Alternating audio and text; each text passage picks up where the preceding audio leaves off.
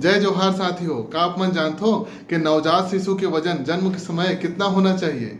नवजात शिशु जन्म के समय 2.5 किलो से लेकर 4 किलो से कम होना चाहिए। यही ओखर नॉर्मल वजन है। अगर कोनो लड़का के वजन 2.5 किलो से कम है तो ओला हमन किथन लो बर्थ वेट LBW।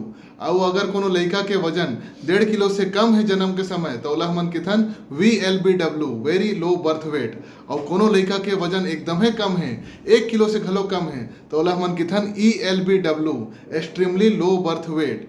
और ऐसा लो बर्थ वेट लड़का मन के मृत्यु दर हमारे देश में बहुत ज़्यादा है। ऐसा लड़का मन है ना ठीक से ग्रोथ कर पाते, बने वजन घलो नहीं बढ़े, और सबसे इम्पॉर्टेंट बात उमन बने दूध पियल नहीं सीखे।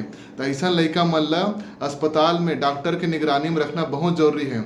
ऐसा लड़का मन ला बच्चा मन के ICU में, नवजात शिशु के ICU में डॉक्टर मन के देख रेख में खान पान कराए जाते, दूध पियाए जाते, सिखाए जाते और वजन पर विशेष सलाह दिए जाते।